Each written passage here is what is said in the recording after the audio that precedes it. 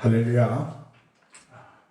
사도신경으로 우리의 시행을 하나님 앞에 진솔하게 고백하시겠습니다.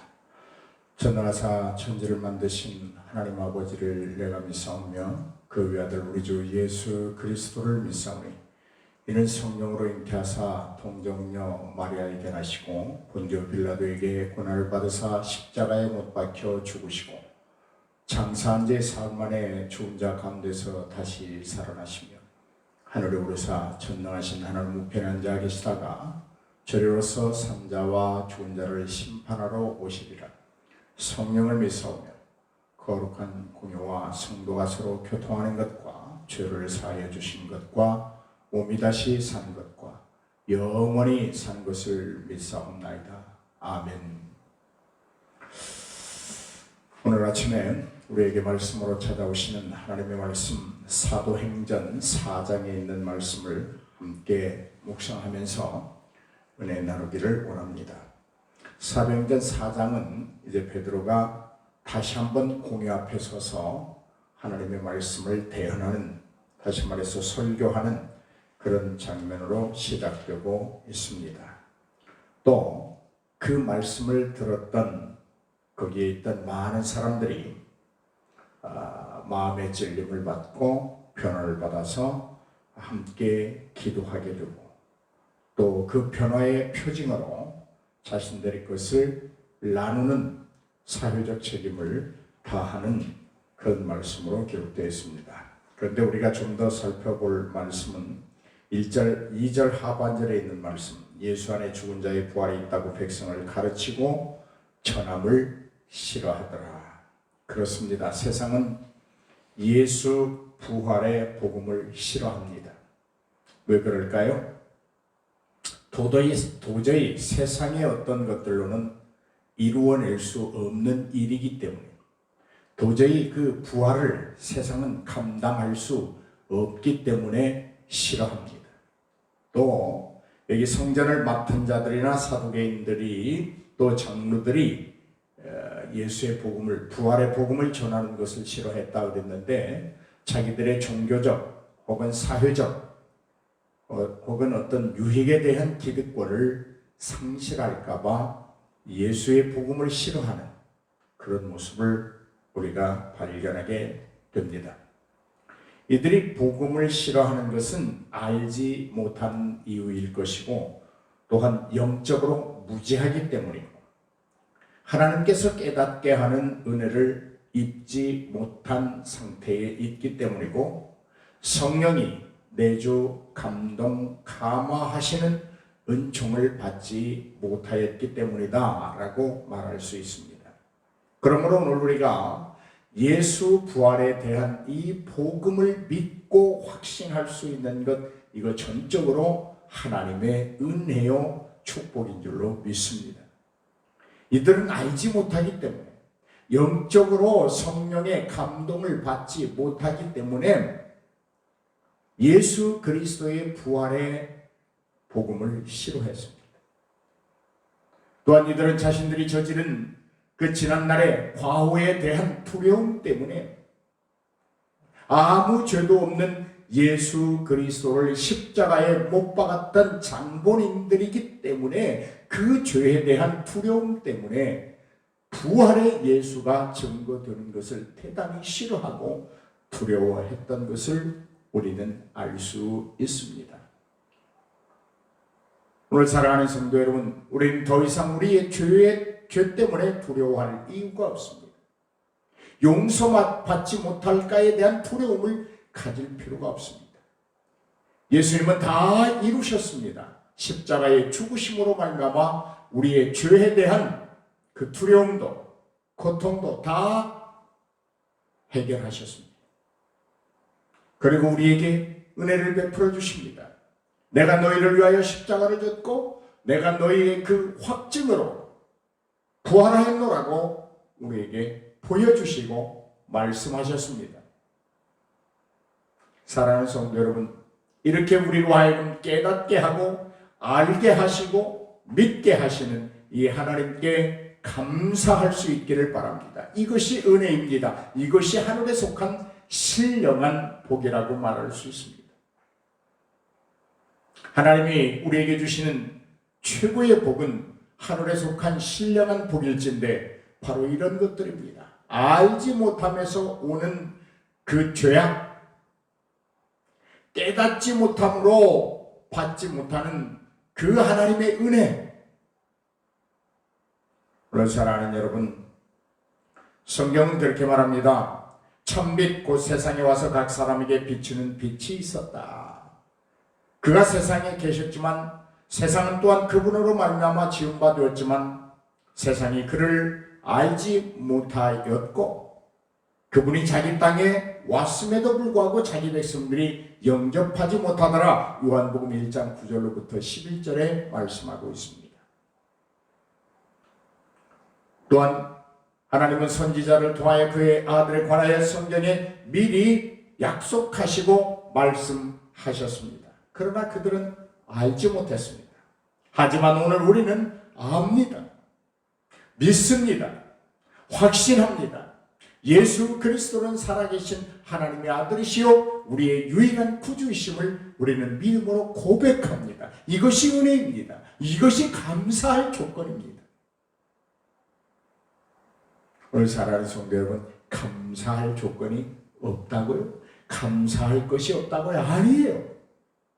최고의 감사의 조건이 있으니 빛이 어둠에 왔을 때 그 빛을 깨닫는 그 믿음, 그가 지으신 세상에 그분이 오셨을 때에 그분을 유일한 구주로 하나님으로 영접하고 믿을 수 있는 이 믿음을 주시고 성령을 내주게 하셔서 감동하시는 하나님의 이 은혜가 어찌 감사할 조건이 아니겠습니까? 최고의 감사를 드리는 오늘 하루가 되었으면 좋겠습니다. 여러분의 생애에 최고의 감사 날이 될 수 있기를 주의 이름으로 권면합니다. 이들은 왜 복음을 싫어합니까? 정욕에 따라 더러워진 마음을 가졌기 때문입니다. 이 마음에서는 하나님의 진리를 거짓 것으로 바꾸고 피조물을 조물주보다 더 사랑하고 경배하는 모습을 저들에게 볼 수 있습니다. 오늘 사랑하는 여러분, 하나님보다 더 사랑하는 것, 더러워진 정욕의 마음에서 오는 것이라는 것을 깨달을 수 있기를 바랍니다. 저들은 왜 부활의 복음이 증거됨을 싫어합니까? 저들의 마음이 상실되었기 때문입니다. 이 상실된 마음에는 하나님 두기를 싫어합니다. 결국 하나님이 계시지 않으므로 그들은 합당하지 못한 일들을 행하며 살아갑니다. 무죄한 예수를 십자가에 못 박아 죽입니다. 그가 무도한 사람을 풀어주어 자유케 하는 이 어리석음을 범한 것들, 왜 그럴까요? 그 마음에 하나님이 계시지 아니하는, 하나님이 없는, 하나님을 상실한 마음을 가지고 있기 때문입니다. 왜 저는 예수 그리스도의 부활의 복음이 증거되는 것을 싫어할까요? 부끄러운 욕심으로 가득 찬 마음을 가지고 있기 때문입니다. 이 부끄러운 욕심으로 가득 찬 마음은 모든 세상의 피조물을 순리대로 쓸 것을 바꾸어 영리로 사용합니다. 하나님의 영광을 위하여 사용할 것들을 하나님의 영광을 저해하고 하나님의 말씀에 불순종하고 하나님을 거역하는 일에 사용하게 됩니다.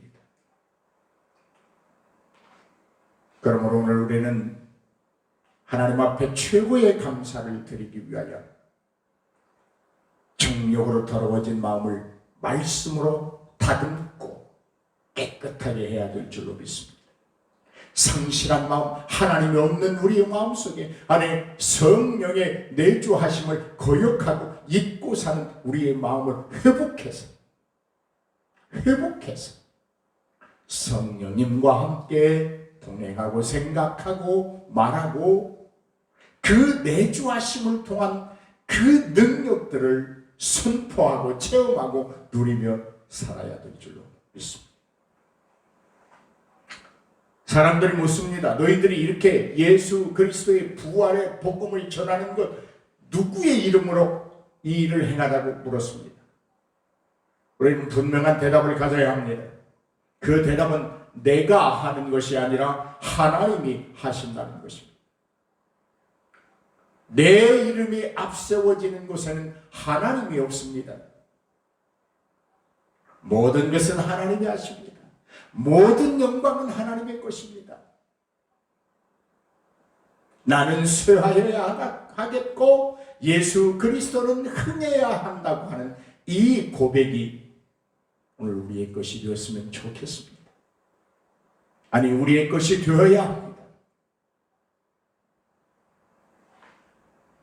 하나님의 이름이 앞세워지고 하나님의 이름이 높임받고 하나님께 모든 것을 돌려드릴 수 있는 그러한 믿음, 하나님이 찾으시는 믿음일 줄로 확신합니다.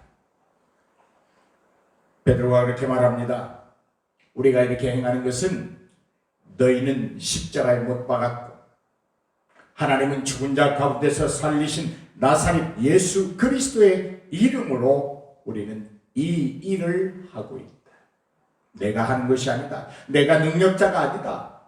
내가 어떤 기이한 능력을 행하는 그런 사람 아니다. 오직 예수 그리스도의 이름으로 행하는 것이다. 할렐루야. 그리스도라고 하는, 예수라고 하는 그 이름에 능력이 있음을 믿으시기 바랍니다. 그러므로 예수 할렐루야 이름을 많이 부를 수 있기를 바랍니다. 여러분, 여기 나사렛 예수라고 말하고 있습니다. 나사렛이 어떤 곳입니까? 저들이 말하기를 무슨 나사렛에서 선한 것이 나겠느냐고 비웃었던 곳입니다. 그런데 베드로는 나사렛 예수 그리스도의 이름으로 한다고 말합니다. 너희가 비웃었던 그 사람, 너희가 십자가에 못 박았던 그분 이름으로 우리가 하고 있는 거야. 그러니까 너희는 철저한 죄인들이고 너희는 철저하게 회개해야 돼. 그렇지 않으면 너희에게는 심판이 있을 거야. 구원받지 못하면 심판이 있게 되는 거야. 암시하고 있는 거야. 하나님 안에서는 여러분, 작은 것이 큰 것이 됩니다. 부족한 것이 충만함으로 넘쳐납니다. 연약한 것이 강하게 됩니다. 무지한 자가 지혜롭게 됩니다. 나사렛에서 선한 것이 날 수 있다고 비방했던 그들이지만 우리 주 예수 그리스도는 나사렛 예수 그리스도인 줄로 믿습니다. 작은 고을 베들레헴에서 태어나셨지만 이 세상의 창조주요, 이 세상의 주인이 되시는 그분이심을 우리는 확신할 수 있기를 바랍니다. 여러분, 부족하세요? 여러분의 지혜가 부족하다고 생각되세요? 여러분의 건강이 나약하다고 생각되세요? 예수의 이름으로 회복될지어다. 예수의 이름으로 회복될지어다. 반드시 예수의 이름으로 회복될 줄로 믿습니다. 덧붙여 베드로는 그렇게 말합니다. 너희가 십자가에 못 박았던 그 나사렛 예수, 너희가 죄 없음을 알고도 십자가에 못 박아 죽였던 그 나사렛 예수의 이름만이 유일한 구원자이심을 분명하게 선포하고 있습니다. 오늘 본문에 그렇게 말합니다. 다른 이름으로서는 구원받을 수 없나니 천하 사람 중에 구원받을 만한 이름을 우리에게 다른 이름 주신 적이 없다. 그렇게 말하고 있습니다. 할렐루야. 불교에 구원 없습니다. 증산교에 구원 없습니다.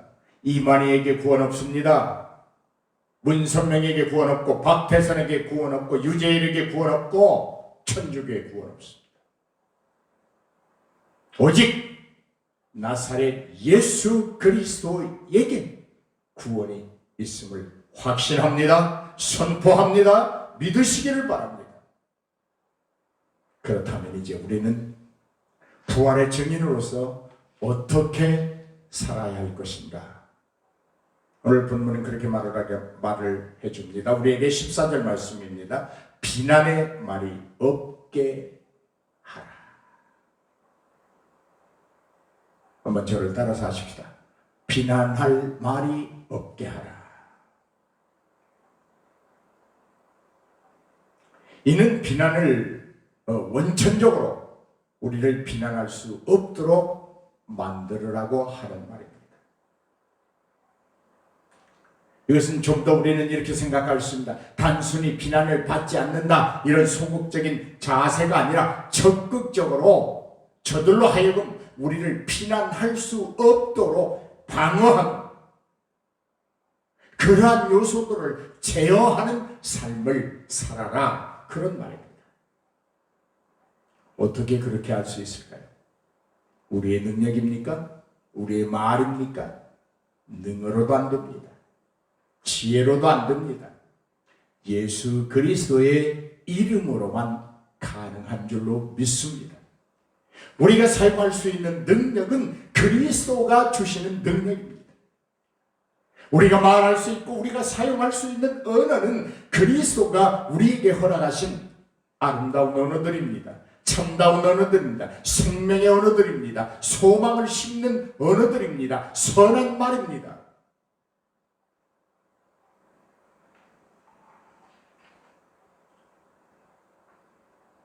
비난할 말이 없게 하기 위해서 우리는 19절의 말씀을 기억해야 합니다. 하나님 앞에서 너희의 말을 듣는 것이 하나님의 말씀을 듣는 것보다 옳은가 판단하라. 우리는 보고 들은 것을 말하지 않을 수 없다. 말이 무슨 말이야? 이 사람들이 베드로와 요한을 가리켜서 사도들에게 다시는 예수가 부활했다고 하는 말을 전하지 말라고 단단히 일러둡니다. 그러나 베드로와 요한이 그렇게 말하는 거예요. 내가 하나님의 말을 듣는 것이 옳으냐 너희의 말을 듣는 것이 옳으냐 너희 스스로 한번 판단해봐라. 너희가 아무리 우리로 하여금 전하지 말라고 할지라도 우리는 보고 들은 것을 전하지 아니할 수 없다. 사도 바울의 고백. 부득불 나는 이 복음을 전해야 한다. 전하지 아니함으로 내가 받을 그 징책들을 나는 두려워한다. 내가 받은 은혜, 내가 경험한 예수, 내가 만난 예수, 나는 전하지 않을 수 없다. 여러분, 비난의 말을 없게 할 수 있는 유일한 방법은, 가장 확실한 방법은 우리가 예수를 전하는 것입니다. 이렇게 한번 생각해 보실까요? 내가 누구인가 예수를 전하는데 그 사람 앞에서 예수 없는 사람처럼 살 수 있을까요? 그렇지 못해요. 사람 양심이란 그렇지 못한 거예요.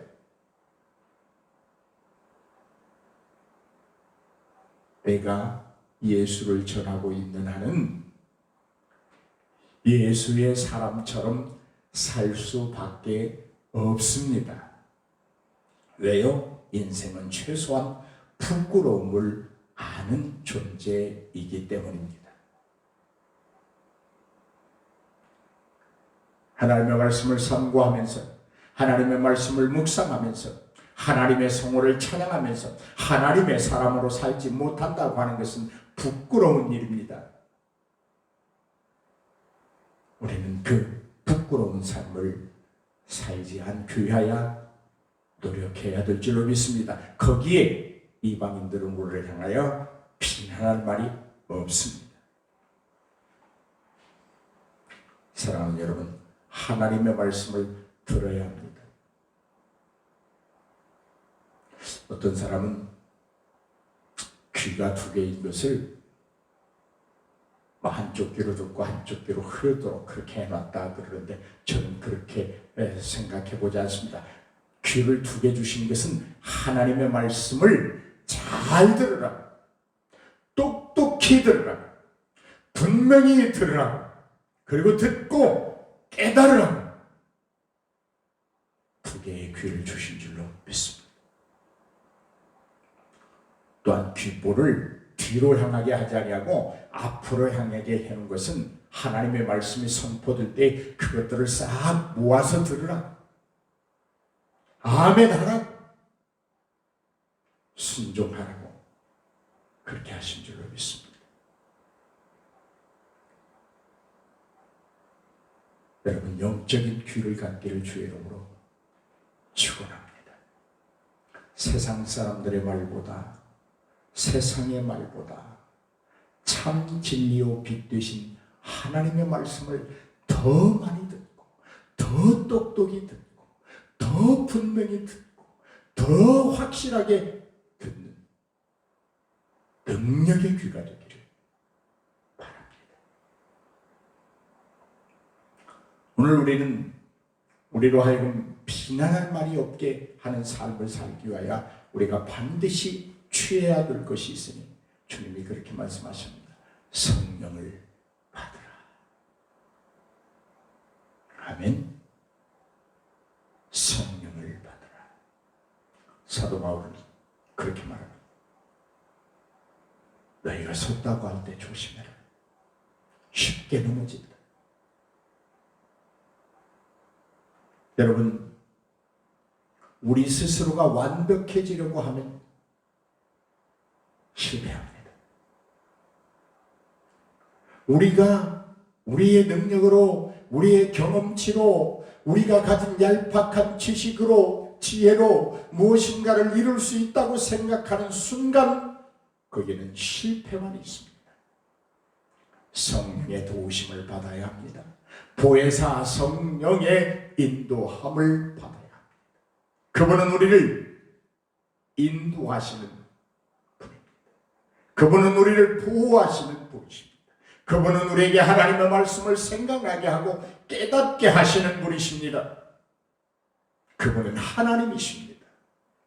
성령 하나님으로 내 속에 충만한 내주가 이루어질 때 저들은 우리를 비난할 수 없을 줄로 믿습니다. 오늘 마지막으로 우리가 생각해 볼 수 있는 말씀 32절부터 37절까지의 말씀을 보면 하나님의 말씀을 들은 성도들의 참 변화를 주목해야 합니다. 하나님의 말씀을 들은 자들의 성경을 쭉 살펴보면 하나님의 말씀을 듣고 참으로 감동하고 그 말씀이 옳다고 인정하고 예수 그리스도만이 구속자임을 믿는 자들의 첫 번째 변화는 책임을 수행하는 것입니다. 자기 자신에게 주어진 책임을 발견하고 그 의무와 그 책무를 다하는 모습을 우리는 볼 수 있습니다. 어떤 책임일까요? 이웃에 대한 책임을 다하더라는 것입니다. 오늘 32절로 37절까지의 말씀을 보면 하나님의 말씀을 들은 저들이 자기의 재물을 다 팔아서 이웃에게 나누어 주었다. 나눔이라고 하는 것, 변화된 자의 참 모습이다. 그렇게 말할 수 있습니다. 변화된 사람, 나사렛 예수 그리스도로 인하여 삶의 가치와 목적이 바뀐 사람, 세상의 가치가 아니고 세상을 위한 목적으로 살아가던 자들이 이제는 하나님께서 원하신, 하나님께서 주시는 최고의 가치를 존중하고 그분의 뜻을 이루기 위한 목적을 갖게 된 자들은 사회적 책임, 이웃에 대한 책임을 잘 수행하던 것을 우리는 볼 수 있습니다. 사랑하는 여러분, 우리는 하나님께로부터 보냄을 받은 자들입니다. 세상에 보냄을 받았습니다. 내 이웃에게 보냄을 받았습니다. 이렇게 말할 수 있습니다. 오늘 예수 소망교회에 출석하는 모든 성도들은 예수 소망교회의 보냄을 받은 책무가 있습니다. 그 책무를 수행함에 따라 내가 얼마만큼 하나님 앞에 변화를 이루고 있는가, 변화된 삶을 살고 있는가 스스로 측정해 볼 수 있습니다. 오늘 주위의 눈을 돌려보십시오.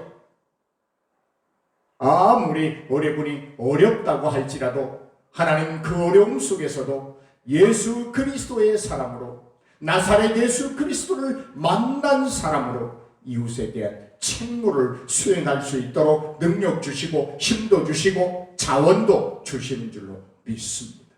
우리는 이웃에게 나누려고 할 때 내 것이 더 풍부해진다고 하는 사실을 기억하시길 바랍니다. 베풀고 나누고 도와줄 때 내 것이 다 소진할 것 같지만 그렇지 않습니다. 기독교의 진리는 나누는 곳간에 더 풍성함이 있습니다. 베푸는 인생에 더 부유함이 있습니다.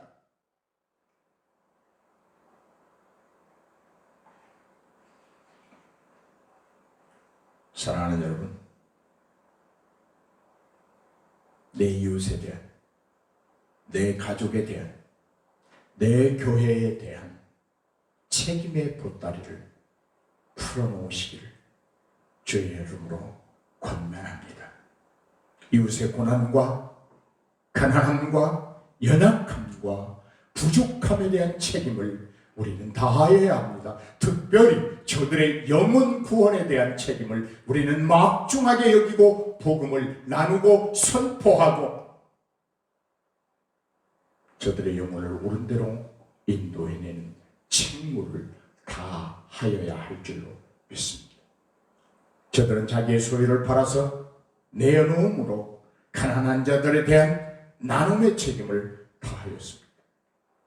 오늘 혹시 여러분 웅크려진 손이 있다면 펴시기를 바랍니다. 이렇게 주먹을 보이면 왠지 상대가 두려워합니다. 경계합니다. 그런데 손을 펴면 왠지 그 사람이 자기를 향하여 내미는 손처럼 보입니다. 붙잡고 싶어 합니다. 주먹보다는 보자기의 손이 더 아름답고 능력이 있어 보입니다. 오늘 저 세상 사람들이 우리를 향하여 비난할 말이 없게 하는 삶을 살 수 있기를 바랍니다. 우리에게 주어진 책임을 다함으로 비난의 말을 막아내십시오. 아니, 비난할 수 없도록 만들어 놓읍시다. 오늘 기독교가 세상으로 하여금 엄청난 비난을 듣고 있습니다. 저들의 잘못이 아닙니다. 우리의 책임입니다. 우리가 그리스도인답지 못하게 살기 때문에, 교회가 예수님의 교회로 존재하지 못하기 때문에,